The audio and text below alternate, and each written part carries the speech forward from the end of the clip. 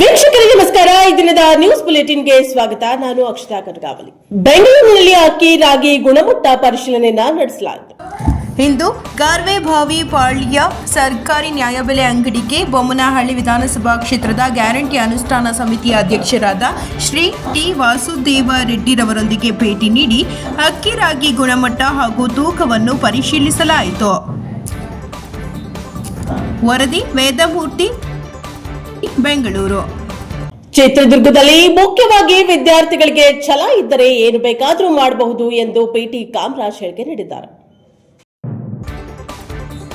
ಮುಖ್ಯವಾಗಿ ವಿದ್ಯಾರ್ಥಿಗಳು ಛಲ ಇದ್ರೆ ಏನು ಬೇಕಾದರೆ ಸಾಧನೆ ಮಾಡಬಹುದು ಎಂದು ಮಾಜಿ ಗ್ರಾಮ ಪಂಚಾಯಿತಿ ಮಾಜಿ ಸದಸ್ಯ ಡಿಟಿ ಕಾಮರಾಜ್ ವಿದ್ಯಾರ್ಥಿಗಳಿಗೆ ತಿಳಿಸಿದರು.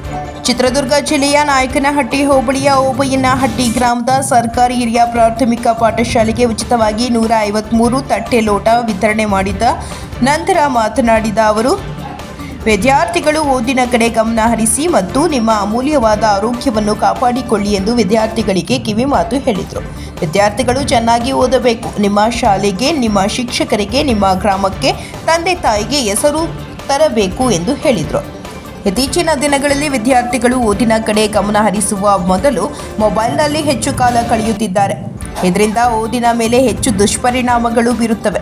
ಮೊಬೈಲ್ನಿಂದಾಗಿ ಪಠ್ಯ ಹಾಗೂ ಶಿಕ್ಷಕರ ಕಡೆ ಗಮನ ಕಡಿಮೆಯಾಗಿದೆ. ಓದಿನ ಕಡೆ ಹೆಚ್ಚು ಗಮನ ಹರಿಸುತ್ತಿದ್ದರೆ ವಿದ್ಯಾರ್ಥಿಯ ಬದುಕು ಬಂಗಾರವಾಗಲಿದೆ. ವಿದ್ಯಾರ್ಥಿಗಳಲ್ಲಿ ಛಲ ಇದ್ದರೆ ಸಾಧನೆ ಮಾಡಬಹುದು. ಕಷ್ಟಪಟ್ಟು ಅಭ್ಯಾಸ ಮಾಡದೆ ಇಷ್ಟಪಟ್ಟು ಅಭ್ಯಾಸ ಮಾಡಬೇಕು. ಶಿಕ್ಷಕರನ್ನು ಗೌರವಿಸಬೇಕು ಹಾಗೂ ಪುಸ್ತಕಗಳನ್ನು ಪ್ರೀತಿಸಬೇಕು. ಓದುವ ಸಮಯದಲ್ಲಿ ಮೊಬೈಲ್ನಿಂದ ದೂರ ಇರಬೇಕು. ಶಿಕ್ಷಕರು ಮಕ್ಕಳಿಗೆ ಉತ್ತಮ ಬೋಧನೆ ಮಾಡಬೇಕು. ಓಬಯ್ಯನಹಟ್ಟಿ ಗ್ರಾಮದಲ್ಲಿ ಪರಿಶಿಷ್ಟ ಜಾತಿ, ಪರಿಶಿಷ್ಟ ಪಂಗಡದ ಕಡು ಬಡವರು ವಿದ್ಯಾರ್ಥಿಗಳು ಇದ್ದಾರೆ ಎಂದರು. ಈ ಸಂದರ್ಭದಲ್ಲಿ ಉಪಸ್ಥಿತರಾದ ಎಸ್ಡಿಎಂಸಿ ಅಧ್ಯಕ್ಷ ಪಾರ್ವತಯ್ಯ, ಪ್ರಭಾವಿ ಮುಖ್ಯ ಶಿಕ್ಷಕರಾದ ಗಂಗಣ್ಣ, ಸಹ ಶಿಕ್ಷಕಿ ಯಮಾಂಚುಳ, ಕೆವಿ ಪ್ರಿಯಾ, ಅತಿಥಿ ಶಿಕ್ಷಕರಾದ ಶಿವಕುಮಾರ್, ಅನಂತ್ ಕುಮಾರ್ ಹಾಗೂ ಇನ್ನೂ ಇತರರು ಇದ್ದರು. ವರದಿ ಹರೀಶ್, ನಾಯಕನಹಟ್ಟಿ. ಇದರ ಅನುಭವ ಇಟ್ಕೊಂಡು ಈ ತಟ್ಟೆ ಲೋಟವನ್ನು ನಮ್ಮ ಕಾಮರಾಜನವರು ಕೊಟ್ಟಿದ್ದಾರೆ.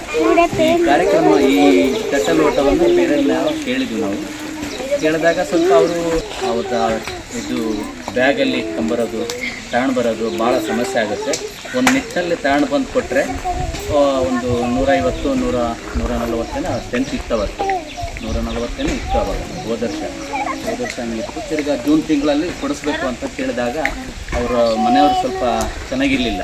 ಅದರಿಂದ ಸ್ವಲ್ಪ ಲೇಟ್ ಆಯಿತು. ಮೊನ್ನೆ ಸ್ವಾತಂತ್ರ್ಯ ದಿನಾಚರಣೆಗೆ ಕೊಡಬೇಕಾಗಿತ್ತು, ಅವ್ರು ಲೇಟಾಗಿ ಕೊಟ್ಟರು. ನಾವೇ ಕೇಳಿದ್ವಿ, ಈ ರೀತಿ ಕೊಡ್ಬೇಕಂದ್ರೆ ನಮ್ಮ ಶಾಲೆಗೆ ಭಾಳ ಸಮಸ್ಯೆ ಆಗೈತೆ ಇದು ಅಂತಂತ ಹೇಳಿದ್ರೆ ಅವರು ಒಪ್ಕೊಂಡ್ರು. ಇದು ಉದಾರವಾಗಿ ಒಪ್ಕೊಂಡು ಈ ಒಂದು ಕಾರ್ಯಕ್ರಮಕ್ಕೆ ಇದು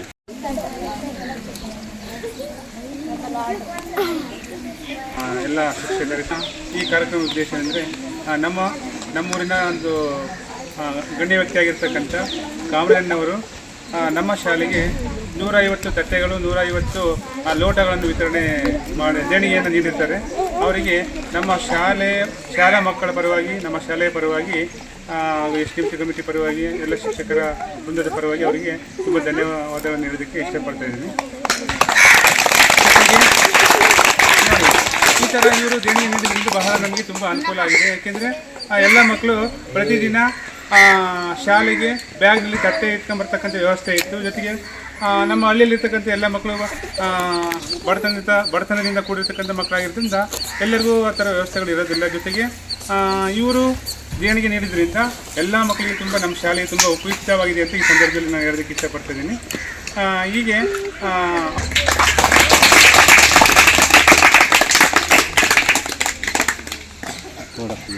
ಸುಮಾರು 16 ನಮ್ಮ ಶಾಲಾ ಮಕ್ಕಳಿಗೆ ಉಚಿತವಾಗಿ 153 ತಟ್ಟೆ ಹಾಗೂ 153 ಲೋಟಗಳನ್ನು ದೇಣಿಗೆಯಾಗಿ ನೀಡಿರ್ತಾರೆ. ಇದರಿಂದ ನಮ್ಮ ಶಾಲಾ ಮಕ್ಕಳಿಗೆ ತುಂಬ ಉಪಯುಕ್ತ. ಇಟ್ಕೊಂಡು ಬರ್ತಿರ್ತೀರ, ಅವಾಗ ಬ್ಯಾಗ್ ಸಮೇತ ತಂದಿರೋದಿಲ್ಲ. ಅವತ್ತು ಒಂದು ತಟ್ಟೆನೇ ಸಮಸ್ಯೆ ಆಗ್ತಿತ್ತು. ಕವರಲ್ಲಿ ಇಟ್ಕೊಂಡು ಬನ್ನಿ, ಇಲ್ಲಾಂದರೆ ತಂದು ಬ್ಯಾಗ್ ಅಂತ ಒಂದು ಸಮಸ್ಯೆ ಆಗ್ತಿತ್ತು. ಆ ಸಮಸ್ಯೆ ಈಗ ನಿವಾರಣೆ ಆಗುತ್ತೆ. ಯಾಕೆಂದರೆ ಸಮಾನತೆ ಭಾವನೆ, ಜಾತಿ ಮನೋಭಾವ, ಎಲ್ಲ ಸಮಾನರು ಅನ್ನೋ ಭಾವನೆಯನ್ನು ಸಹ ನಮ್ಮ ಶಾಲೆಯಲ್ಲಿ ಒಂದು ಒಳ್ಳೆಯ ಗುಣ ಎಲ್ಲ ಮಕ್ಕಳಲ್ಲಿ ರೂಢಿಯಾಗುತ್ತೆ. ಎಲ್ಲ ಮಾಸ್ಟರ್ಗಳು ಹೇಳಿದ್ದಾರೆ ಕ್ಲೀನಾಗಿ ವಿಚಾರವಾಗಿ. ಶಿಕ್ಷಣ ಎಂಬುದು ಹುಲಿ ಹಾಲಿದ್ದ ಹಾಗೆ. ಅದನ್ನು ಹಾಲು ಕುಡಿದಾಗ ಗರ್ಜಿಸಲೇಬೇಕಾಗುತ್ತೆ.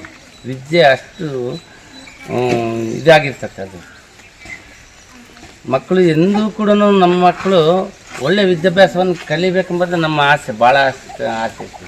ನಾನು ಸುಮಾರು ವರ್ಷಗಳಿಂದ ನಾನು 2002ರಿಂದ ಸುಮಾರು ಸಲ ಕೂಡ ನನ್ನ ಶಾಲೆಗೆ ಏನಾದರೂ ಕೊಡುಗೆ ಕೊಡಬೇಕೆಂಬುದು ಭಾಳ ಆಸೆ ಇತ್ತು. ಅದು ಈಗ ಕೂಡ ಬಂದಿತ್ತು.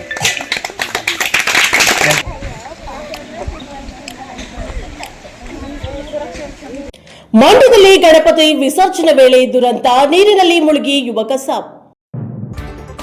ಗಣಪತಿ ವಿಸರ್ಜನೆ ವೇಳೆ ದುರಂತ ಸಂಭವಿಸಿದ, ನೀರಿನಲ್ಲಿ ಮುಳುಗಿ ಯುವಕ ಸಾವನ್ನಪ್ಪಿದ್ದಾನೆ. ಹೌದು, ಮಂಡ್ಯ ತಾಲೂಕಿನ ಬೇಲೂರು ಗ್ರಾಮದ ಕೆರೆಯಲ್ಲಿ ಈ ಘಟನೆ ಸಂಭವಿಸಿದೆ. ಯರಹಳ್ಳಿ ಗ್ರಾಮದ 28 ವರ್ಷದ ಪ್ರದೀಪ್ ಎಂಬ ಯುವಕ ಸಾವನ್ನಪ್ಪಿದ್ದಾನೆ. ರಾತ್ರಿ ಬೇಲೂರು ಕೆರೆಯಲ್ಲಿ ಗಣೇಶ ವಿಸರ್ಜನೆ ಮಾಡುತ್ತಿದ್ದ ಯುವಕರು. ಈ ವೇಳೆ ಯುವಕರ ಜೊತೆ ನೀರಿಗಿಳಿದಿದ್ದ ಪ್ರದೀಪ್ ನೀರಿನಲ್ಲಿ ಮುಳುಗಿ ಸಾವನ್ನಪ್ಪಿದ್ದಾನೆ. ಪ್ರದೀಪ್ ಮದ್ಯಪಾನ ಮಾಡಿ ನೀರಿಗಿಳಿದಿದ್ದ ಎಂಬ ಶಂಕೆ ಓಡಾಡ್ತಾ ಇದೆ. ಪ್ರದೀಪ್ ಮೃತದೇಹ ಹೊರತೆಗೆದ ಅಗ್ನಿಶಾಮಕ ಸಿಬ್ಬಂದಿಗಳು.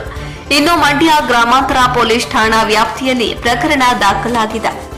ಕುಷ್ಟಗಿಯಲ್ಲಿ ಎಸ್ಡಿಎಂಸಿ ಮತ್ತು ಮುಖ್ಯೋಪಾಧ್ಯಾಯರ ಸಹಕಾರದಿಂದ ಮಧುವಣಗಿತ್ತಿಯಂತೆ ಸಿಂಗಾರಗೊಂಡ ಮ್ಯಾಕರಡಿಕ್ಕಿ ಶಾಲೆ. ಎಸ್ಡಿಎಂಸಿ ಹಾಗೂ ಮುಖ್ಯೋಪಾಧ್ಯಾಯರ ಸಹಕಾರದಿಂದ ಮಧುವಣಗಿತ್ತಿಯಂತೆ ಕಂಗೊಳಿಸುತ್ತಿರುವ ಮ್ಯಾದರಡೊಕ್ಕಿ ಶಾಲೆ. ಹೌದು, ಕುಷ್ಟಗಿ ತಾಲೂಕಿನ ಜುಮಲಾಪುರ ಪಂಚಾಯತ್ ವ್ಯಾಪ್ತಿಯಲ್ಲಿ ಬರುವ ಮ್ಯಾದರಡೊಕ್ಕಿ ಸರ್ಕಾರಿ ಕಿರಿಯ ಪ್ರಾಥಮಿಕ ಶಾಲೆ ಹಲವಾರು ಬಣ್ಣಗಳಿಂದ ಅಲಂಕೃತಗೊಂಡ ಮಧುವಣಗಿತ್ತಿಯಂತೆ ಕಂಗೊಳಿಸುತ್ತಿರುವ ದೃಶ್ಯ ಕಂಡುಬರುತ್ತಿದೆ.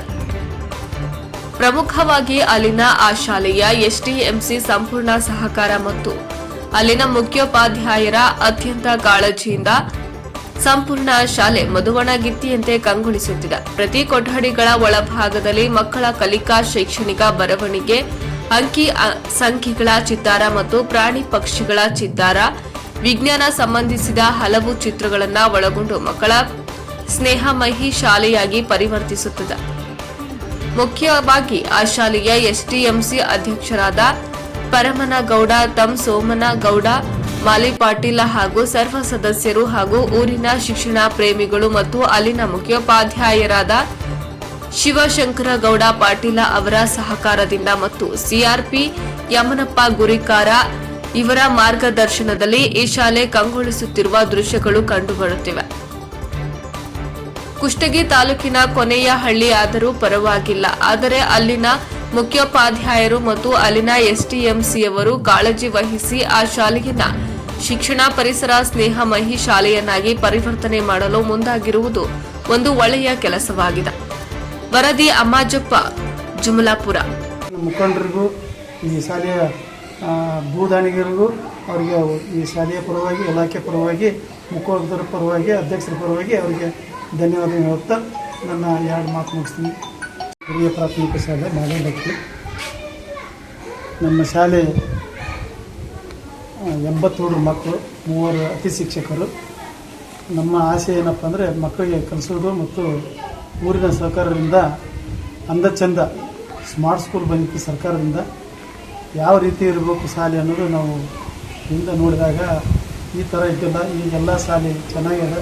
ಎಸ್ಡಿಎಂ ಸರ್ ಊರಿನವರು ಮತ್ತು ಸಹಕಾರದಿಂದ ಕೂಡಿ ನಮ್ಮ ಶಾಲೆ ಬಣ್ಣ ಅಂದ ಚಂದ ಮಾಡಿ ಊರಿನವರು ಅಲ್ಲಿ ಚೆನ್ನಾಗಿದೆ ಮತ್ತು ಚೆನ್ನಾಗಿ ಐತೆ ಅಂತಕ್ಕಂಥದ್ದು ಊರಿನವರು ಅಭಿಪ್ರಾಯ ಕೊಟ್ಟು ಈ ರೀತಿ ಸರ್ಕಾರದವರು ಎಲ್ಲರೂ ನಮಗೆ 75 ಇಂಚು ಸ್ಮಾರ್ಟ್ ಸ್ಕೂಲಿಂದ TV ಮತ್ತು ಇನ್ನಿತರ ಕುರ್ಚಿ 30 ಕುರ್ಚಿ ಚೇರು, ಮ್ಯಾಟು, ಇನ್ನಿತರ ಹಲವಾರು ಸಾಮಾನುಗಳನ್ನು ಪೂರೈಸಿದ್ದಾರೆ. ಅವ್ರಿಗೂ ಧನ್ಯವಾದಗಳು ಮತ್ತು ನಮ್ಮ ಊರಿನ ಹಿರಿಯರಿಗೂ ಮತ್ತು ಸರ್ಕಾರಿ ಕಿರಿಯ ಪ್ರಾಥಮಿಕ ಶಾಲೆ ಮ್ಯಾದರಡೊಕ್ಕಿ. ನಮ್ಮ ಶಾಲೆಗೆ ಎಸ್ಡಿಎಂಸಿ ಅಧ್ಯಕ್ಷರ ಸಹಕಾರ ಮತ್ತು ಮುಖ್ಯಗಳ ಸಹಕಾರದೊಂದಿಗೆ ಶಾಲೆಗೆ ಸುಣ್ಣ ಬಣ್ಣದ ಕಾರ್ಯಕ್ರಮವನ್ನು ಇಟ್ಕೊಂಡದ್ದು. ಎಸ್ಡಿಎಂಸಿ ಸಭೆ ಕರೆದು ಟರಾವ್ ಮಾಡಿ ಅದರ ಜೊತೆಗೆ ಶಾಲೆಗೆಲ್ಲ ಬಣ್ಣವನ್ನು ಬಳಸಲಾಗಿದೆ. ಇದರಿಂದ ಪ್ರಕೃತಿ ಸ್ನೇಹಿತಕ್ಕಂಥ ಶಾಲೆಯಿಂದ ಮಕ್ಕಳ ಕಲಿಕೆಗೆ ಕೂಡ ಆಸಕ್ತಿ ಬರುವಂತಹಕ್ಕೆ ಪರಿಸರಕ್ಕೆ ಸಂಬಂಧಪಟ್ಟಂಥ ಒಂದು ಶಾಲೆಯನ್ನಾಗಿ ನಿರ್ಮಿಸೋದಕ್ಕೆ ಮತ್ತು ಕಲಿಕೆಯಲ್ಲಿ ಉತ್ತಮ ಗುಣಮಟ್ಟವನ್ನು ಕಾಯ್ದುಕೊಳ್ಳೋದಕ್ಕೆ ಊರಿನವರ ಸಹಕಾರ ಮತ್ತು ಮುಖ್ಯಗಳ ಸಹಕಾರ ಹೀಗೆ ಮುಂದುವರಿದ ಅಂತೇಳಿ ಅವರಲ್ಲಿ ಕೇಳ್ಕೊಳ್ತೀವಿ. ಹಾವೇರಿಯಲ್ಲಿ ಕರ್ನಾಟಕ ರಾಜ್ಯ ರೈತ ಸಂಘ ಹಾಗೂ ಹಸಿರು ಸೇನೆ ಜಿಲ್ಲಾ ಘಟಕ ವತಿಯಿಂದ ಮನವಿ. ಕರ್ನಾಟಕ ರಾಜ್ಯ ರೈತ ಸಂಘ ಹಾಗೂ ಹಸಿರು ಸೇನೆ ಜಿಲ್ಲಾ ಘಟಕ ಹಾವೇರಿ ವತಿಯಿಂದ ಶಿಗ್ಗಾಂವ್ ನಗರದಲ್ಲಿ ಮಾನ್ಯ ತಹಸೀಲ್ದಾರ್ ಅವರಿಗೆ ಮನವಿ ಕೊಡಲಾಯಿತು. ಇತ್ತೀಚೆಗೆ ಸುರಿದ ಮಳೆಯಿಂದಾಗಿ ಇದರಿಂದ ರೈತರು ಸಂಕಷ್ಟಕ್ಕೆ ಸಿಲುಕಿದ್ದಾರೆ. ತಾಲೂಕಿನ ಎಲ್ಲ ರೈತರಿಗೆ ಬೆಳೆ ಹಾನಿ ಪರಿಹಾರ ಕೊಡುವ ಕುರಿತು ಮನವಿ ಮಾಡಲಾಯಿತು.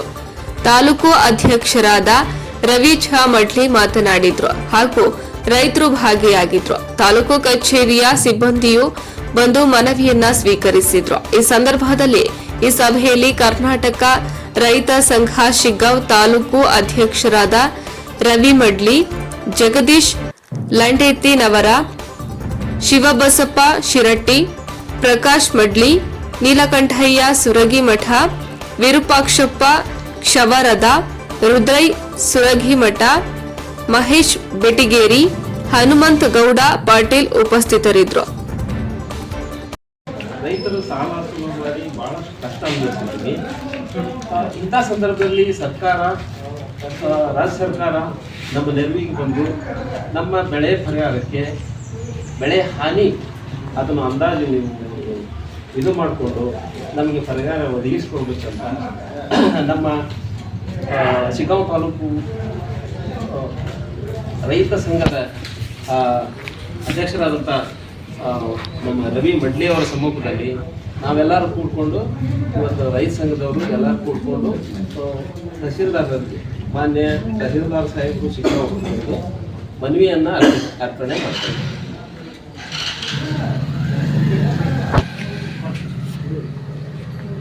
ಇದಾಗಿತ್ತು ಇದರಿಂದ ನ್ಯೂಸ್ ಬುಲೆಟಿನ್. ನಿರಂತರ ಸುದ್ದಿಗಾಗಿ ನೋಡ್ತಾ ಇರಿ NKS TV4. ಇದು ನಿರಂತರ ಕಾರ್ಯಪಡ.